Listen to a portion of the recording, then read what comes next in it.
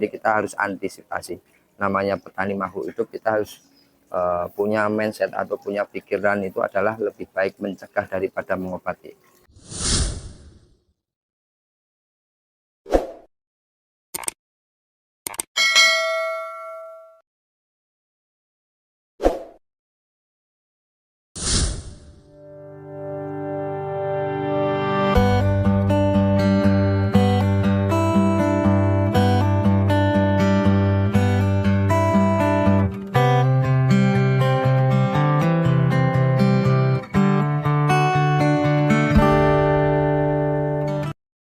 Jadi hari ini saya ada pertanyaan dari teman-teman ya, Om, bagaimana cara menanggulangi penyakit rontok? Penyakit rontok itu biasanya kalau di Karawang dibilangnya adalah karat. Jadi kulitnya itu seperti ada jamur ya. Nah, hati-hati, mungkin di Indonesia saat ini adalah musim penghujan ya. Musim penghujan itu rawan terhadap penyakit. Kenapa? Musim penghujan otomatis air hujan. Biasanya kalau di saya ya di Karawang, khususnya di Kolam Jawir ini asam ya. Nah, kondisi asam itu berarti pH-nya turun atau biasa kalau hujan itu kan dingin ya. Dingin itu suhunya turun, pH pun turun. Nah, di situ tempat di mana bakteri jahat atau bakteri tidak baik itu berkembang biak secara pesat ya. Nah, nanti saya akan videokan ikan saya ya. Nanti biar teman-teman paham dan saya akan jelaskan bagaimana cara menanganinya dan terus apa penyebabnya. Jadi setiap permasalahan itu kita harus tahu apa penyebabnya dulu. Setelah tahu penyebabnya kita baru tuh kita obati. Nah, nanti di suatu saat kita tidak akan mengulangi lagi kesalahan itu sehingga tidak terjadi masalah seperti itu lagi. Kita akan coba lihat ya. Nah, kalau di Jawir Farm biasanya di musim hujan ya, kebetulan hari ini hujannya luar biasa ya. Pagi sampai sore itu hujan panas, manusia aja kawat apalagi hewan. Nah, cara saya untuk menangani atau mencegah ya, biasanya kalau di musim hujan saya kocor seperti kecil saja. Kita lihat ya ikan saya, ikan kecil. Kita lihat ya, tuh. Alhamdulillah sehat. Nah, poin pentingnya adalah seperti yang saya ucapkan di awal bahwasanya hujan itu mengandung pH rendah ya atau asam. Itu kalau di kolam saya ya. Pertama itu, keduanya suhunya dingin. Kita lihat ya desain kolam saya ya. Nanti akan ketemu. Nah, tinggi air ini adalah 50 cm. Nah, di bawah ini nanti di bawah ini 10, 20 atau 30 ini nanti suhunya dingin ya. Makanya kenapa desain kolam saya itu walaupun pakai hebel tapi pakai terpal ya. Di bawahnya itu ada sekam. Sekam itu mencegah di mana dingin atau suhu dingin dari tanah itu naik ke kolam. Pertama itu dulu. Nah, sehingga ketika musim hujan begini air yang di bawah itu ya ada dingin tapi tidak separah jika tidak dipakaikan dikasih sekam ya. Pertama itu. Keduanya, kenapa saya kocor? Ketika ada pengocoran, ketika hujan jatuh ke kolam, karena kolam saya itu desainnya adalah full matahari dan full air hujan ya. Jadi ketika jatuh ke kolam, air hujan itu masuk ke atas. Nah, di bawah itu nanti akan keluar di center drain di situ. Nanti akan keluar ya. Jadi padatannya itu ikut keluar.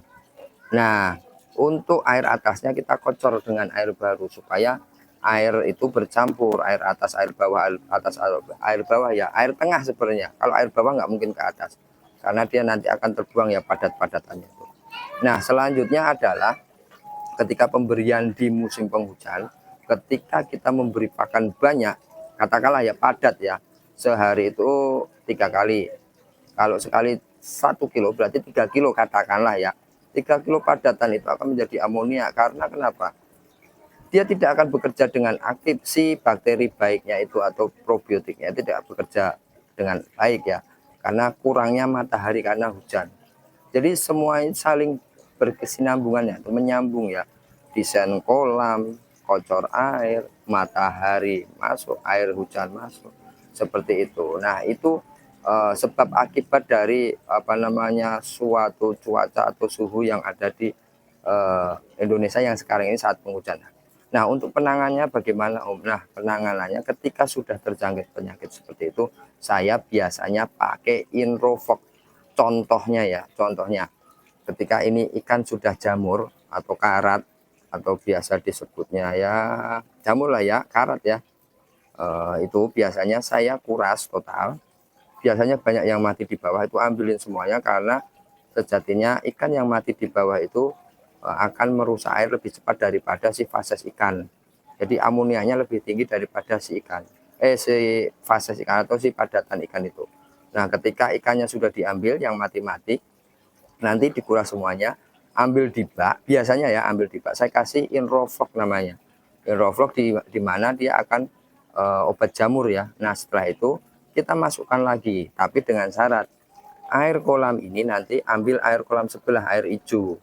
Jangan sampai air apa namanya baru semua. Kalau air baru semuanya dia sudah sakit, habis diobati, terus dia akan gagal adaptasi karena air baru, pH-nya belum stabil. Seperti itu ya.